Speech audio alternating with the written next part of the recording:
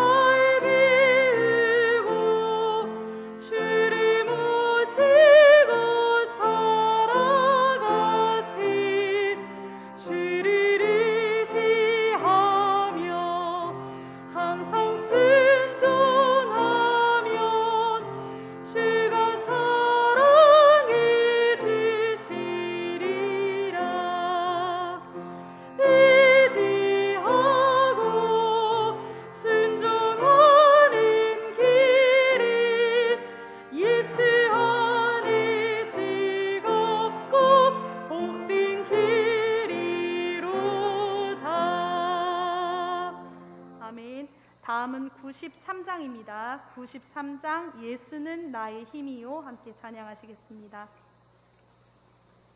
93장입니다.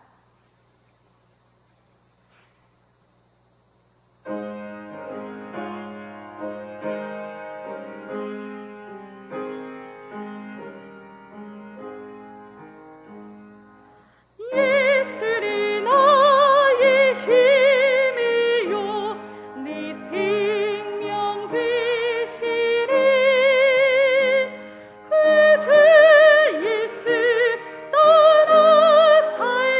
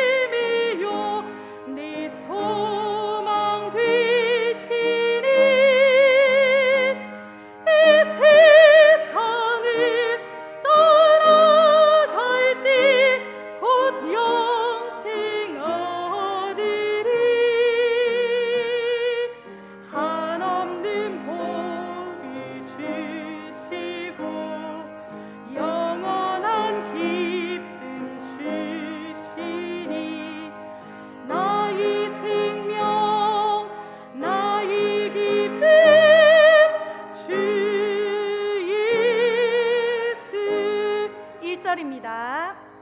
예수는 나의 힘이요 내 생명 되시리. 구주 예수 따라 살면 죄증에 빠지리. 눈물이 앞을 가리고 내 맘에 근심 쌓일 때 위로하고 힘주시리. 주 예수. 예수는 나의 힘이요 내 친구 되시리. 그 은혜를 간구하면 풍성히 받으리. 주야로 보호하시며 바른 길 가게 하시니 의진 열매 주시리니. 주 예수. 4절입니다. 예수는 나의 힘이요 내 소망 되시니. 이 세상을 떠나갈 때 곧 영생 얻으리. 한없는 복을 주시고 영원한 기쁨 주시니. 나의 생명 나의 기쁨 주 예수.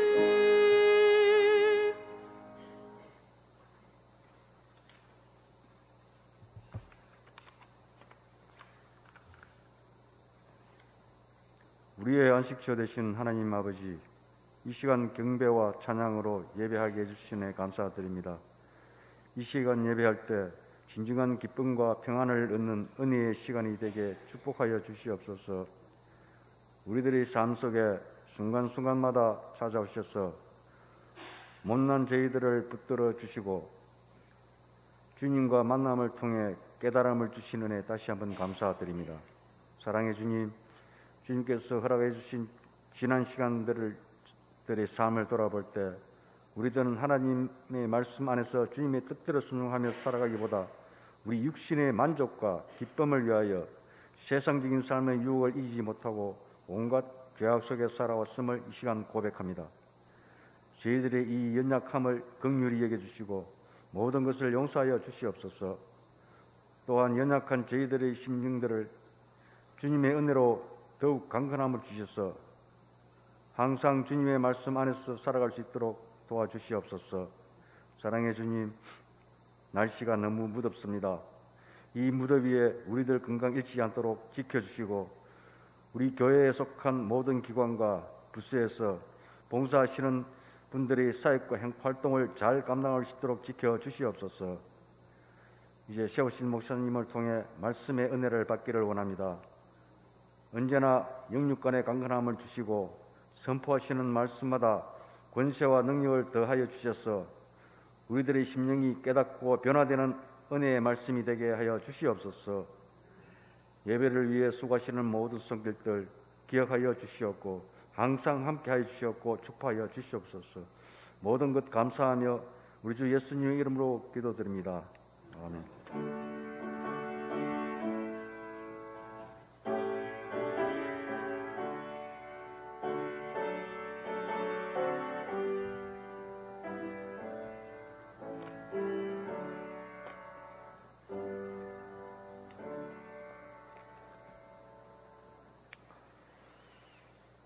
하나님의 말씀은 호세아서 1장 1절부터 11절까지 말씀입니다. 호세아서는 1257쪽에 있습니다. 구약성경 1257쪽 호세아 1장 1절부터 마지막 절까지 보겠습니다. 하나님의 말씀을 교독하겠습니다. 1257쪽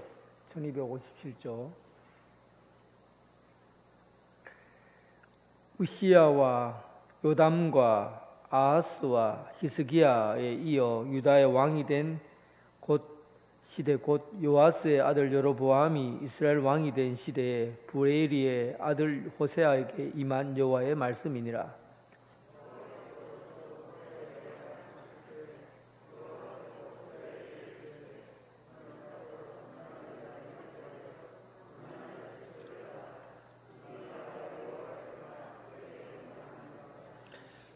이에 그가 가서 디블라임의 딸 고멜을 맞이하였더니 고멜이 임신하여 아들을 낳으매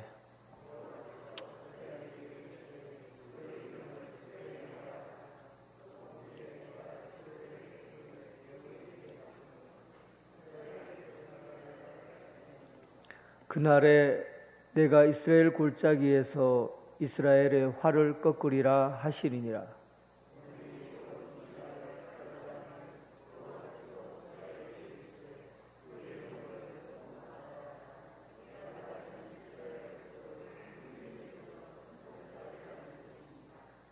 그러나 내가 유다 족속을 긍휼히 여겨 그들의 하나님 여호와로 구원하겠고 활과 칼이나 전쟁이나 말과 마병으로 구원하지 아니하리라 하시니라.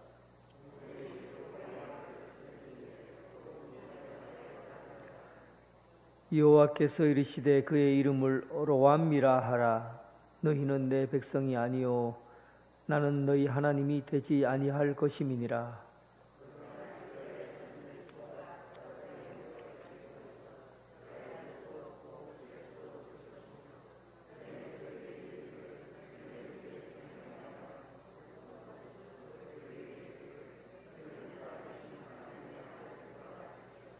11절입니다. 이에 유다 자손과 이스라엘 자손이 함께 모여 한 우두머리를 세우고 그 땅에서부터 올라오리니 이스라엘의 날이 클 것이미로다. 아멘. 오늘은 지금 계속 예배가 헌신 예배가 중복되어 있고 그러다 보니까 창세기부터 해서 한 권 한 권 해나가던 것이 맥이 탁 끊겨버려서 분위기를 잡아 올리기가 좀 쉽지 않는 것 같아요. 그래도 오늘은 이 호세아서를 같이 1장을 중심으로 해서 내용을 나눠보고자 합니다. 1장 안에 호세아의 시작과 결말이 다 담겨져 있고 주제가 다 담겨져 있기 때문에 1장에 있는 내용들을 잘 살펴보면 호세아 전체적인 이야기를 알 수 있을 거라고 생각합니다. 오늘은 조금 낮이고 피곤하고 하니까 내용을 좀 이야기 형태로 얘기를 하려고 그래요. 조금 잠이 오고 피곤해도 재밌는 이야기도 담겨 있으니까 귀를 좀 담아 주셨으면 합니다. 예언서는 일단은 크게 대예언서와 소예언서로 나뉘어져요. 대예언서는 5개의 예언서가 기록되어 있죠. 이사야, 예레미야, 에가, 에스겔, 다니엘 아마 그럴 겁니다. 예, 그렇죠. 그렇게 해서 다섯 개의 권수가 바로 이사야, 예레미야, 에가, 에스겔, 다니엘 대예언서라고 그래요. 대자가 들어가면 크다는 거잖아요. 그러면 반면에 소예언서는 오늘 12권인데 호세아, 요엘, 아모스, 오바댜, 요나, 미가, 나움, 하박국, 스바랴, 학개, 스가랴, 말라기 이렇게 소예언서로 나뉘어져요. 12권이죠. 그런데 대예언서와 소예언서를 어떻게 나눌까? 기준이 어떨까 보면 간단해요. 중요한 사람인가 중요하지 않는 사람인가 아니에요. 그러면 어떤 기준으로 대예언서와 소예언서를 나누냐 하면 권수예요. 권수. 양이 많으면 대예언서고 양이 적으면 소예언서예요. 그런데 양이 적다고 해서 중요한 것과 중요하지 않는 것이 구분되냐? 아니에요.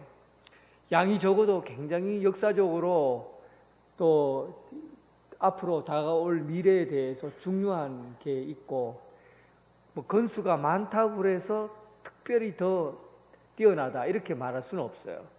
단지 대예언서와 소예언서를 구분하는 것은 양의 문제예요. 양이 적은 거를 소예언서, 양이 많은 거를 대예언서. 그러면 호세아는 13장까지 아마 되어 있는가 그럴 건데, 호세아는 뭐라고 그랬어요? 대예언서입니까? 소예언서입니까? 소예언서죠. 예, 소예언서예요. 양이 그렇게 안 많아요. 그래 소예언서니까. 그런데 굉장히 중요한 메시지가 담겨져 있죠.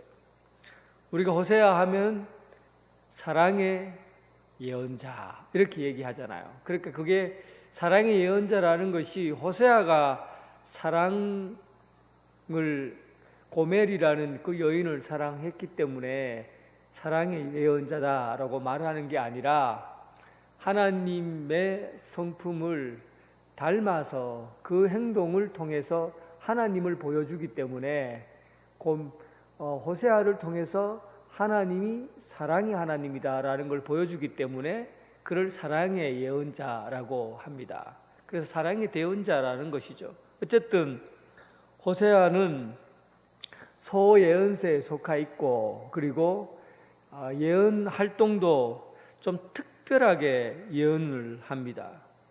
그러니까 이 사람은 문서 예언서라고, 예언자, 그러니까 글을 남긴 예언자잖아요. 글을 남긴 예언자인데, 글을 남긴 사람들 중에서 이 사람이 남한국 출신이 아니고 북한국 출신이에요. 예언자들 대부분 다 남쪽에서 나왔는데 이 사람이 호세아가 북한국 출신의 예언자입니다. 아모스 북한국에서 활동한 사람이 아모스가 있는데, 이 아모스는 아모스보다 조금 뒤에 사람이에요. 750년에서 722년에 활동했으니까 조금 뒤에 사람이고, 아모스는 그 북왕국에서 그 북왕국이 멸망하고 나온 사람이기 때문에 이 북왕국 출신 중에서는 호세아, 아모스, 그 아모스는 뒤쪽에 있는 사람이죠. 어쨌든 호세아는 시대적으로도 굉장히 어려운 시절에 예언자 활동을 합니다. 오늘 본문에 읽어보면 1장 1절에 보면 그가 활동하던 시절에 어떤 왕들이 있었냐 하면 보겠습니다. 1장 1절에 우시야, 요담, 아하스, 히스기야, 그리고 유다의 왕이 된 시대의 요아스의 아들 여로보암, 이렇게 많은 왕이 5명 되는 그 왕이 호세아 시대에 예언자로 호세아가 있었어요. 얼마나 자주 바뀌었어요. 예언자는 한 사람인데 왕이 5명이나 바뀌었으니까 얼마나 자주 왕이 바뀌었나 하는 걸 알 수가 있어요. 그러면 그 나라가, 꼬라지가 어떻게 되겠습니까? 이게 왕이 바뀌는, 자주 몇 년마다 왕이 바뀌는 나라가, 이게 나라 꼴을 갖추겠습니까? 꼬라지가 형편없는 겁니다. 그만큼 사회적으로, 정치적으로, 군사적으로 굉장히 어려운 시절을 이 호세아 예언자가 보내고 있는 겁니다. 그런데 이 호세아는 다른 예언자하고 다른 게 뭐냐면 소명이 없어요. 또 나이가 얼마인지, 언제 소명을 받았는지, 그리고 출신 배경이 어딘지, 어디서 태어났고 어느 사람인지, 출신 배경이 어딘지, 소명이 뭔지, 이런 부분에 대해서, 호세아에 대해서 기록이 없습니다. 그런데 호세아는 사회적으로 또는 사회적인 위치나 이런 것으로 볼 때는 내세울 것이 없어요. 보여줄 것이 없는 사람이에요. 그런데 이 호세아를 사랑의 예언자다, 그리고 그를 이 예언자가 호세아가 유명하게 된 예언자로 통하게 됩니다. 무엇이 그를 유명하게 했을까? 무엇이 그를 유명하게 했을까? 그것은 바로 호세아에게 하나님의 모습을 볼 수 있기 때문에 하나님을 볼 수 있는 그 호세아가 유명해진 겁니다. 그래서 우리는 우리 이름을 어떻게 세상 가운데 알릴 수 있을까? 우리가 유명해지려면 어떤 모습으로 살면 유명해지겠습니까? 하나님이 세상을 이처럼 사랑하사 독생자 예수 그리스도를 보내주신 것처럼 하나님의 사랑을 우리가 세상 가운데 보여주고 살면 이름 없이 빛도 없이 살아가던 호세아가 유명한 예언자가 된 것처럼 우리도 하나님의 사람으로 하나님의 사랑을 나타내고 살면 그 어떤 곳에 있든지 간에 그의 삶은 빛이 나게 되어 있는 겁니다. 세상 가운데 이름을 알리는 것, 하나님의 이름을 위해서 살면 우리의 이름이 알려지게 되는 것이죠.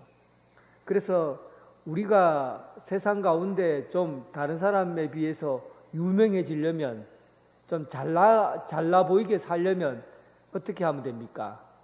하나님의 이름을 높이고 그 하나님의 이름을 높인 것 같이 하나님의 사랑을 닮아서 세상 가운데 하나님의 사랑을 본받아서 그렇게 사랑하며 살면 우리가 유명한 사람으로 이름난 사람으로 살아가게 된다는 겁니다. 그래서 우리 삶은 사랑에 의해서 흔적이 남는 거예요. 얼마나 내가 깊이 사랑하느냐에 따라서 그의 흔적이 남고 흔적이 지워지고 합니다. 그래서 우리가 너무 무슨 제도권에서 말하여지는 것에 내 자리가 위치되지 않다 해서 그거 너무 실망하지 마세요. 그러니까 우리가 교회 조직에 의해서 뭐 직분을 맡고 직분을 안 맡고 이런 부분이 사실은 하나님 입장에서는 그게 그렇게 크게 중요한 거 아닙니다. 내가 하나님께서 우리에게 하나님의 모습, 하나님이 사랑이시니까 사랑하는 모습을 얼마나 세상 가운데서 보여주며 사는가, 이것이 우리 삶의 흔적이에요. 그것이 남는 거예요. 직분이 남는 게 아닙니다, 여러분. 우리 다른 어떤 일을 성취해서 그의 이름이 남는 게 아니에요. 대단한 일을 내가 이루어서 우리 이름이 남길 것 같습니까? 하나님께서 우리를 사랑하신 것처럼 우리가 세상 가운데 사랑하며 살면 그의 이름이 드러나는 겁니다. 여러분, 사랑의 예언자 호세아처럼 하나님의 이름을 알리는, 하나님의 명예를 높이는, 사랑함으로써 명예를 높이는 그런 성도 되길 주님의 이름으로 축원합니다. 호세아가 사랑의 예언자라고 말하는 것은 결혼 때문에요. 정말 특별한 결혼을 하나님께서 명령하십니다. 세상에 이런 하나님이 계신가 할 정도로 호세아 입장에서는 진짜 하나님 앞에 혹독한 결혼 생활을 맞이하게 돼요. 다른 사람도 아니고 하나님께서는 호세아에게 2절 한번 읽어보겠습니다. 같이 읽어보겠습니다. 2절, 여호와께서 처음 호세아에게 말씀하실 때 여호와께서 호세아에게 이르시되 너는 가서 음란한 여자를 맞이하여 음란한 자식을 낳으라. 이 나라가 여호와를 크게 음란함이니라. 결혼을 하나님께서 시키시어요. 결혼을 그 얼마나 좋습니까? 결혼은 평생에 한 번 하는 거고 또 인생에서 결혼을 통해서 내 인생이 많이 바뀌잖아요. 그런 중요한 시절에 사는 사람 이 호세아에게 결혼을 하라고 하나님이 말씀하셔요. 기왕에 하나님이 결혼시킬 거면 최고로 거룩하고 깨끗하고 순결하고 그리고 아름다운 그런 여자를 결혼하면 좋을 텐데 아예 음란한 여자를 만나라고 합니다. 음란한 여자. 결혼까지 간섭하는 예언자. 참 저는 예언자 안 하길 잘했어요. 하나님이 결혼까지도 간섭해갖고 내가 원하는 사람만 못 만나게 하잖아요. 저 사람 만나면 안 된다. 내가 원하는 사람 만나라. 어떤 사람요? 음란한 사람 만나라. 여러분, 예언자가 부름 받아갖고 하나님의 이 말씀을 들으면 예, 말씀하신 대로 제가 행하겠습니까? 그렇게 자신 있게 말할 수 있겠습니까? 근데 예언자는요, 예언자의 몸은, 예언자의 입은 하나님의 나팔이고 예언자의 몸은 하나님의 말씀이에요. 그래서 예언자들은 자기 몸, 자기 입, 자기 모든 그것들이 다 하나님에 의해서 움직여지는 사람이에요. 하나님의 말씀을 맡았다고 할 때 그 말씀을 맡은 예언자는 하나님께서 하라고 하면 하나님의 말씀에 따라서 사는 사람이 예언자이기 때문에 결혼뿐만 아니라 잠자는 것도 오른쪽으로 며칠 동안 눕고 왼쪽으로 며칠 동안 눕고 하나님이 하라는 대로 하는 게 예언자니까 그 결혼은 하나님의 명령에 의해서 하나님의 간섭에 의해서 결혼을 하게 됩니다. 그런데 이때 당시에 결혼은 바알과 관계가 있어요. 제가 가나안의 종교에 대해서 얘기하면서 여러 번 얘기를 했지만 가나안 바알은 1년에 한 번 내지 두 번에 걸쳐서 중요한 비 내림의 행사가 있습니다. 비를 달라고 하는 제사를 지내요. 비를 달라는 제사를 지냅니다. 그러니까 유대인들이 3번을 예루살렘에 가서 그 순례의 길을 걷잖아요. 1년에 3번. 그런데 이 사람들은 바알을 섬기는 사람들은 1년에 2번은 비를 내리게 해달라고 큰 신전에 모여서 제사를 지냅니다. 그 신전에서 제사를 지내는 것은 비를 내리게 하는 것은 바알이는 남자신이고 아세라는 여자신이잖아요. 남자신과 여자신이 성관계를 하면 하늘에서 비가 내린다고, 비가 내려서 이 땅을 생육 번성하게 한다는 것이 그들의 신앙입니다. 그러니까 그 신들의 모습을 재현하는 게 제사예요. 그러니까 성전 안에 여자들을 가득 메워놓고 그 여자들이 남자를 맞이하는 거죠. 그 신전에 제사를 지내는 남자들을 맞이하는데 누구든지 신전에 들어올 수 있는 거예요. 그러면 거기서 난잡한 성행위를 하고 그렇게 해서 제사를 지냈다고 보는 거죠. 1년에 2번. 얼마나 매력적이에요. 남자들 입장에서는. 아무데나 들어가면 되니까 매력적이에요. 종교적인 이름으로 도덕적으로 타락했다 하지 않아요. 왜냐하면 제사 지내는 거니까. 그러니까 명분도 있지요. 그리고는 또 성욕도 마음대로 풀 수가 있죠. 그리고 그렇게 하면 비가 내린다고 하니까 이게 이 신전 제사가 그때 당시 가나안에는요 불길처럼 퍼진 거예요. 그러니까 예루살렘 성전 이 유대인들이 입장에서는 예배드리고 하는 게 염소 잡고 소 잡고 뭐 이러는 게 지루하잖아요. 예배가 지루하고 제사 드리는 게 그게 뭐 편합니까? 힘들잖아요. 그런데 가나안 제사는 즐거운 거예요. 삶이 매력적인 거예요.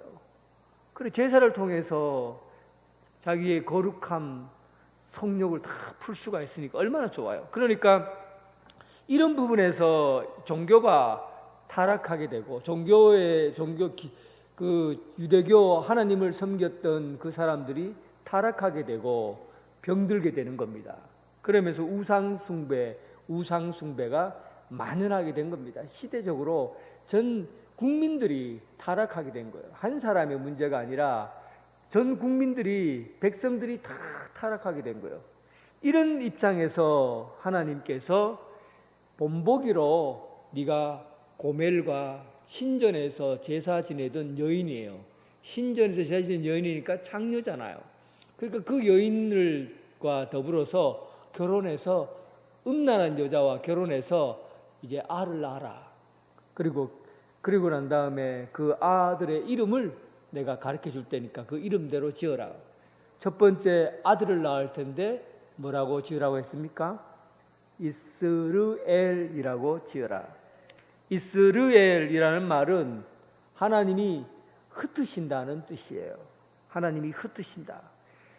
힘줄을 끊어버리겠다는 거예요. 모든 힘이 되는 것을 다 끊어버리게.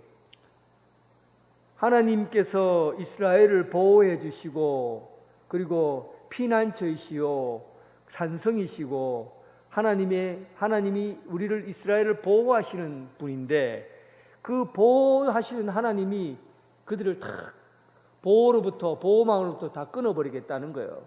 그리고는 다른 적들로 인해서 말의 힘줄을 끊어버리고, 그리고 그들이 이 세계 가운데 흩어버리게 하겠다. 그리고 두 번째 낳은 딸이 있죠. 두 번째 딸을 낳았는데 로루하마. 한번 따라해 볼까요? 로루하마. 얘가 로라고 말하는 것은 로가 원래 아니다, 영어로 no라는 의미가 담겨져 있어요. no, 아니다. 루하마. 루하마는 자비, 국률이라는 뜻이군요. 자비가 없다, 국률이 없다, 뭐 이런 뜻이에요. 그럼 이걸 다른 말로 하면 무자비하다 이런 얘기죠. 자비가 없고 국률이 없다. 루하마. 하나님의 이스라엘 사람들은 무엇으로 살았냐면 하나님의 자비로 살았어요. 국률하심으로 하나님이 이스라엘을 불쌍히 여기시고 국률하시고, 그래서 그 하나님의 자비와 국률함 가운데 숨을 쉬고 산 거예요. 광야 40년 동안 그들이 받은 게 뭡니까? 하나님의 자비하심이에요. 아무것도 없는 사막 가운데에서 물도 없고 먹을 없고 마실 것도 없고 먹을 것도 없는 그런 현장 가운데 하나님의 긍휼하심과 자비하심이 그를 보호하신 거죠. 그런데 내가 그의 이름을 로루하마, 이제는 너희들에게 자비를 베푸지 않을 것이다. 하나님이 자비가 없으면 세상이 어떻게 되는가 압니까? 하나님이 자비가 없으면 세상은 무자비해져요. 잔인해집니다. 폭력적으로 돼요. 오늘날 우리 세상이 무자비하고 폭력적이고 이런 세상이 된 것은 로루하마, 하나님의 자비가 없기 때문에 그렇습니다. 하나님을 외면하고 사는 세상, 하나님을 무시하고 사는 세상, 이곳에는 로루하마의 세상이에요. 무자비하고 잔인한 폭력적인 그런 세상. 오늘날 이 세상이 제대로 된 세상이 되려고 하면 하나님의 긍휼하심과 자비가 역사하는 곳이 되어야 해요. 이 세상에 전쟁이 없어지려고 하면 하나님의 자비가 있어야 돼요. 하나님의 긍휼하심이 있어야 돼요. 그리고 우리가 기도할 때 어떻게 기도해야 됩니까? 하나님 자비와 긍휼하심이 이곳 가운데 임하여 주옵소서. 러시아와 우크라이나 그 가운데, 그 전쟁 가운데 하나님의 자비와 긍휼하심이 임하게 해 주옵소서. 하나님을 떠나니까 사람이 잔인해져요. 폭력적으로 돼요. 막 사람들이 모여 있는 큰 마트에다가 폭탄을 터뜨리고 아이들이 노는 놀이터에다 폭탄을 터뜨리고, 이게 사람입니까? 무자비하죠. 잔인하잖아요. 하나님을 모르니까, 하나님을 모르고 사는 사람들이 얼마나 잔혹하고 무자비한지 모릅니다. 이런 세상이에요. 너희가 나를 우상 숭배를 하고 나를 떠나니까 내가 너희들에게 로루하마, 자비를 없애겠다, 긍휼을 베푸지 않겠다. 그리고 세 번째는 따라해 봅시다. 로암미. 문제 로가 뭐라 그랬어요? 아니다. 노라 뜻이죠. 아니다. 암미는 뭐겠어요? 백성이요, 백성. 그러면 너희는 내 백성이 아니다. 너희들은 나에게 있어 낯선 존재가 된다는 겁니다. 낯선 존재가 된다. 나는 너희들을 모른다. 나는 너희들을 알지 못한다. 하나님이 너희를 낯선 존재로 평가하는 거예요. 나는 너를 모른다. 너는 내 백성이 아니다. 요즘 아빠가 애를 잘 보기 힘들잖아요. 아빠는 늘 늦게 들어오고 일찍 나가서 늦게 들어오고 일하고 들어오면 엄마하고만 있으니까 애가 아빠를 보고도 울어요. 아빠가 안으면 낯선 남자인 줄 알고 막 울어요. 그때 아빠가 얼마나 속상해요. 아이고, 요놈이 아빠를 낯설어 하네. 아빠를 낯설어 할 때 얼마나 속이 상합니까? 하나님과의 관계가 멀어지는 것은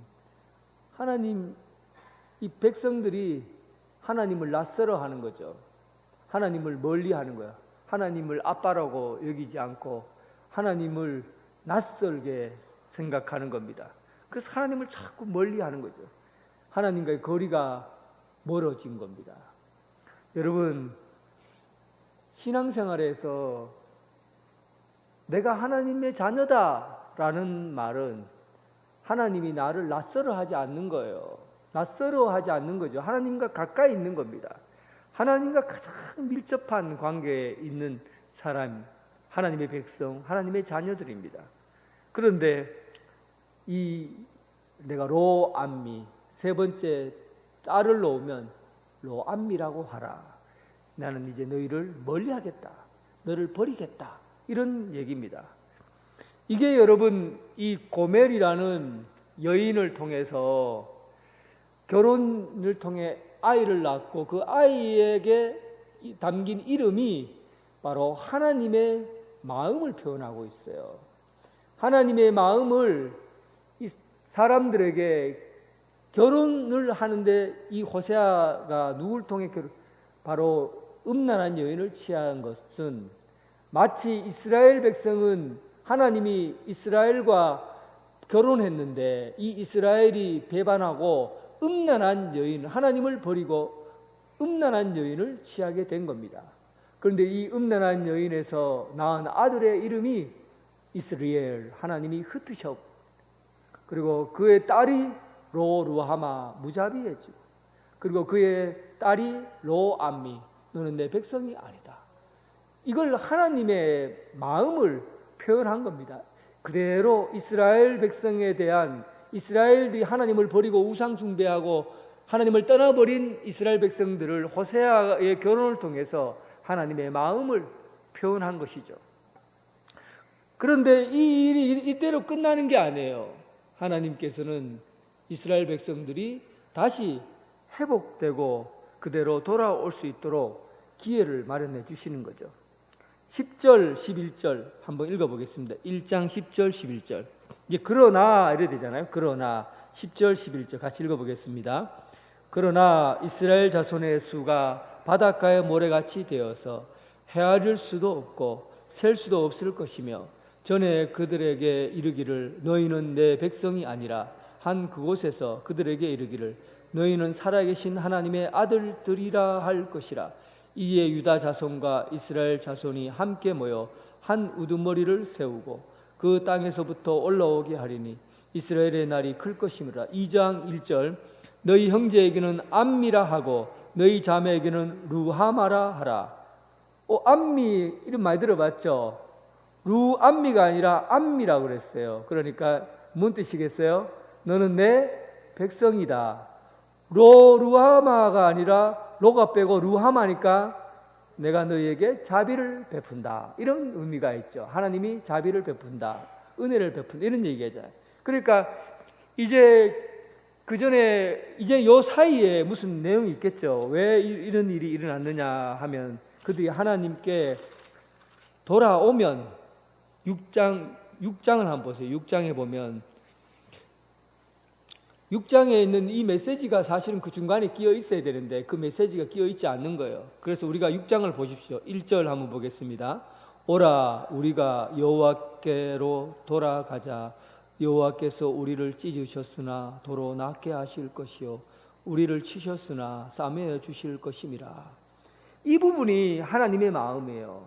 예수님 하나님께서 그들을 쳐서 막 세상이 흩어버리고 무자비하게 만들고 그리고 너 백성이 아니게 그렇게 했었지만 그러나 하나님께서 기회를 주신 겁니다.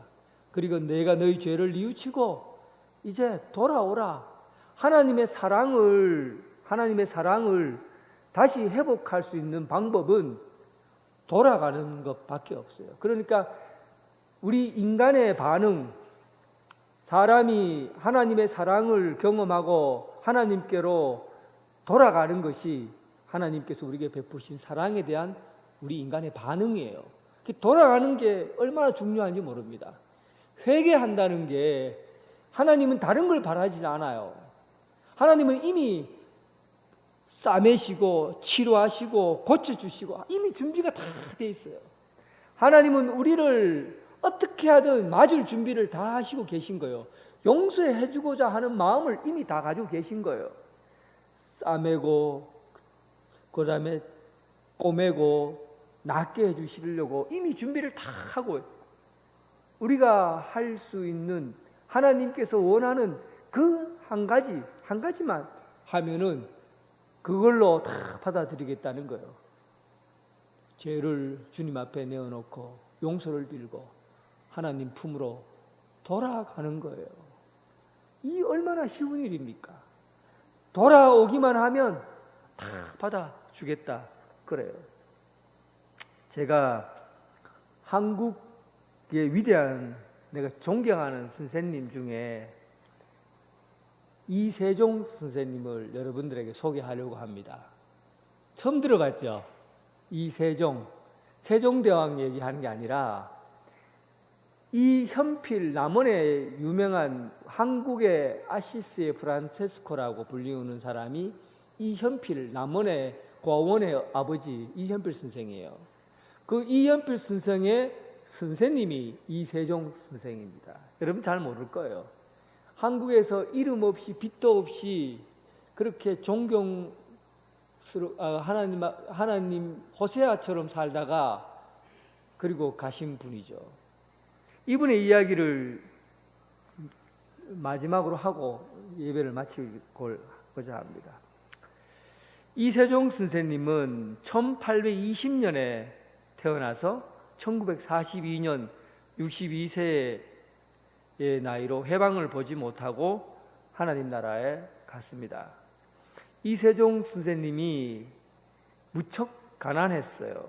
집이 너무너무 가난해서 청소년 시절에 남의 집 머슴살이를 한 거예요.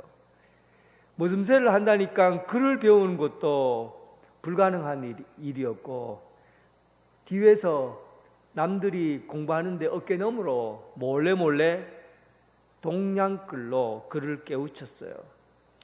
그리고는 그가 나무집 머슴살이로 받은 몫으로 해서 열심히 너무너무 부지런히 일을 해서 식구들을 먹여 살리는데 형도 먹여 살리고 그리고 그의 집안을 이렇게 세웁니다. 그런데 그렇게 하다 보니까 그의 나이가 40이 되도록 장가도 못 가고 노총각으로 지내게 된 거예요. 자기 집에 조그만한 땅을 마련하고 그리고 머슴살이에서 벗어나서 이제 조금 살만하게 되었는데 장가를 못 간 거예요. 너무 열심히 살다 보니까. 그런데 어느 날 친척 중에서 우연히 결혼 아가씨 나이 차이가 많이 나지만은 젊은 아가씨를 소개를 해줘서 그리고 젊은 아내와 결혼을 하게 됩니다. 그런데 이세종이 어느 날 하나님의 말씀을 읽는 중에 성경을 읽는 중에 그 성경 말씀에서 너무나 깊은 은혜를 받게 돼요. 하나님의 말씀을 읽으면 읽을수록 자기 삶에서 이렇게 큰 은혜가 임하는 줄 너무너무 감동을 받은 거예요. 그리고는 성경 읽기에 정신이 팔려버립니다. 젊은 아내가 있는데 잠자리를 같이 안 하는 거예요. 그리고는 성경 읽기에 골몰하게 되고 몰두하게 하니까, 그러니까 이 여자가, 젊은 사람이 자기하고 잠자리도 같지 않고 맨날 성경만, 은혜 받았다고 성경만 읽으니까 집을 나가버린 거예요. 그냥 옷만 입고는 보따리 하나만 갖고 집을 나갔어요. 그리고 거기에서 가까이 살고 있는 사람에게 호라비, 나는 오갈 데 없는 가부라고 하면서 호라비를 만나서 새 살림을 차리고 시작한 거예요. 새 살림을 살고 있는 거예요. 그리고 나서 이세종은 열심히 그냥 성경 읽고 말씀만 보고 그냥 열심히 일하고 그렇게 살았어요. 사는데 어느 날 소문을 듣기에 아내가 어떤 마을에 호라비와 함께 살고 있는데 너무나 가난하고 힘들게 산다는 얘기를 듣습니다. 저 마을에, 앞마을에 호라비랑 살고 있는데 너무 힘들고 가난하게 산다는 거예요. 그래서 이 아내가 입던 옷을 싸갖고, 그리고 그 집에 줄 물건, 돈을 좀 많이 좀 챙기고, 그리고는 그 이세종이 그 집에 아내를 찾아가요. 그리고는 먹고 살기 힘들다며 하면서 쌀도 주고 돈도 주고 옷도 주고 이러는 거예요. 그러니까 거기에 호라비로 그 이세종의 아내 남편이 그걸 보고는 충격을 받은 겁니다. 일단은 뭐가 충격이냐면 이 여자가 속였다는 거예요. 자기는 남편이 없는 가부라고 얘기하고, 남편이 죽은 가부라고 말해놓고는, 그런데 보니까 남편이 버젓이 살아있거든요. 그게 첫 번째 충격이었어요. 와, 큰일 났다. 충격이었어요. 그런데 두 번째 충격은 뭐냐 하면, 자기 집에 쌀도 갖다 주고 돈도 갖다 주고 이 여자 옷도 막 다 갖다 주는 거예요. 그리고 어려운 게 없냐, 그리고 잘 살아라 하고는 가는 거예요. 거기서 이 사람이 충격을 받고 어떻게 저런 사람이 다 있나 하고는 이 아내를 다시 돌려보냅니다. 네가 나를 왜 속였냐? 네가 남편이 없다고 해놓고는 네가 이렇게 와서 가출해서 나랑 같이 사, 이건 바람직하지 않다 하고는 이 젊은 아내를 다시 이세종인데 보낸 겁니다. 그런데 이세종은 그를 따뜻하게 받아들여요. 받아들이고 자기 외동 딸처럼 여기고, 그리고 삽니다. 외동 딸처럼 여기면 됩니까? 자기 아내인데 아내처럼 여겨야죠. 그리고는 또 아내처럼 부부로 살아야 되는데 외동 딸처럼 여기고, 하나님 말씀에 빠져갖고 정신을 못 차린다는 건 아니고, 하나님의 말씀이 너무 귀하고 거기에 하나님의 말씀의 매력을 느껴서 그는 말씀이 있는데 정신을 잃어버린 거예요. 그리고는 그를 따뜻하게 대해주고 외동딸처럼 여기고는, 그리고는 삽니다. 그런데 어느 날 이 젊은 여자가 또 집을 나가요. 제가 이 얘기를 하는 이유가 알겠죠? 호세아랑 똑같아요. 또 집을 나갑니다. 그리고 어떤 가난한 또 호라비를 만나서 전에처럼 살아가고 있어요. 그런데 얼마 후에 또 얘기를 들어보니까 이 여자가, 이 자기 아내가 남편하고 사는 그 호라비가 너무 가난해갖고 찢어지게 가난한 그런 생활하고 있다는 얘기를 들어요. 그러자 또 이세종이 직접 쌀가마니를 이고는, 그리고는 그 산다는 집에 찾아갑니다. 쌀을 내려다 놓고, 그리고 아내에게 또 얘기를 하려고 딱 가는데 그 아내가 보자마자 물 한 바가지를 가지고 얼굴에다 팍 퍼버요. 이런 나쁜 사람이 다 있냐고. 그리고 그런데도 불구하고 이세종이 뭐라고 하냐면 당신을 생각해서 쌀을 좀 가지고 왔으니 받아주시오. 그렇게 얘기하는 거예요. 이렇게 해서 다시 그 여인을 다시 집으로 데려오는, 그리고 난 다음에 집을 데려오는 게 아니고 그 여인을 그 새 남편 낸 사람하고 잘 살라고 그러고 하나님 말씀 믿고 잘 살라고 그렇게 합니다. 그래서 두 사람이 나중에 이세종에 하는 그 진심 어린 행동을 보고는 예수를 믿어요. 두 사람 다 예수를 믿어요. 그리고 그 젊은 아내가 나중에 죽을 때 그렇게 얘기합니다. 이세종도 죽고 이제 자기도 이제 나이가 들어 죽을 때쯤 돼서 그 임종할 때 그 여인이 하는 얘기가 내 남편 이세종이 정말 살아있는 예수님인 것을 모르고 내가 그에게 배은 망덕을 저질렀습니다. 그는 살아있는 예수입니다. 여러분, 우리 신앙의 선조들 중에요, 이런 예수님처럼 자신의 삶을 살아왔던 그런 사람들이 있습니다. 오늘 호세아의 이야기처럼 호세아가 고멜이라는 그런 음란한 여인을 취해서 또 집 나가고 또 음란한 짓을 할 때 또다시 가서 그를 데려와서 함께 산 것은 이 사람을 통해서 하나님 아버지의 사랑이 이렇게 지극하게 크다는 것을 보여주려고 하는 거예요.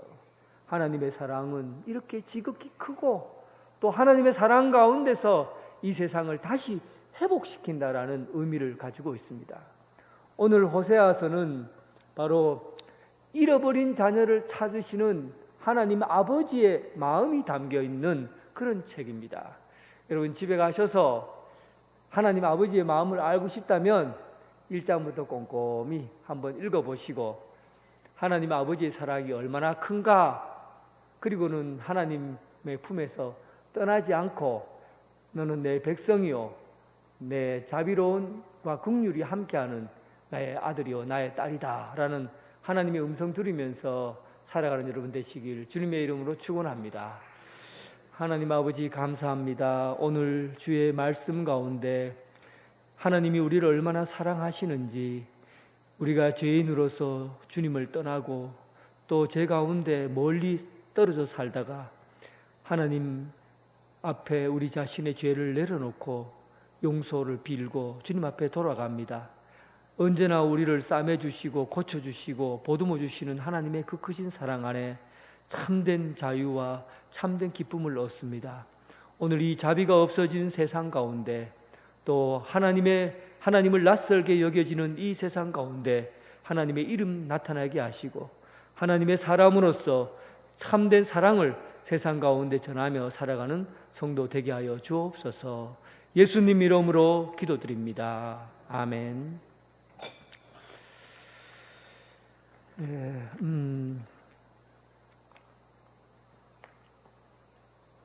여름 성경학교 유치부, 아동부 여름 성경학교를 위해서 기도해 주시고 격려해 주시기를 부탁드리겠습니다.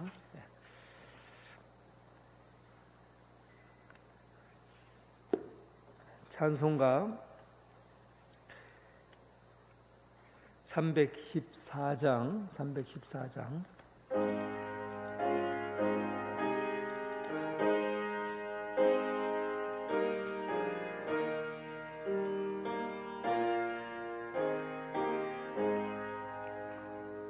내 구주 예수를 더욱 사랑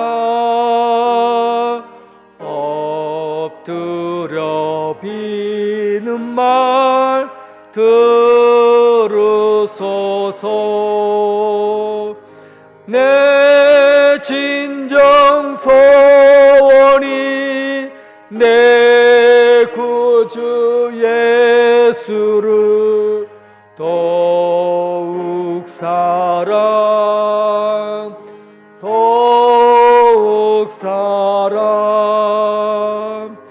이전에 세상 나 기뻤어도 지금 내 길 오직 예수. 다만 내 비는말 내 구주 예수를 더욱 사랑.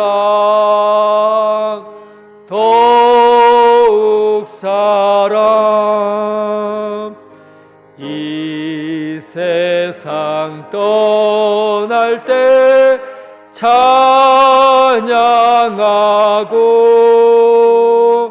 숨질 때 하는 말 이것일세. 다만 내 비는말 내 구주 예수를 더욱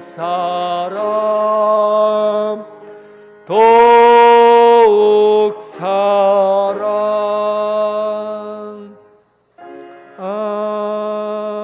아멘. 이제는 예수 그리스도의 은혜와 극진하신 하나님의 사랑과 성령님의 교통하심이 하나님의 그 깊은 사랑을 깨닫고 우리가 지은 죄가 많아 주님 앞에 온전히 회개하고 주님의 품에 돌아가 주님의 온전하신 용서와 치료와 또 회복해 하시는 그 사랑 안에서 주님의 안미로서 루하미로서 주님의 자녀로 살아가길 원하는 오늘 이 자리에 함께한 성도들과 각 가정에서 예배드리는 성도들 위해 지금부터 영원토록 함께 하시기를 간절히 축원하옵나이다. 아멘.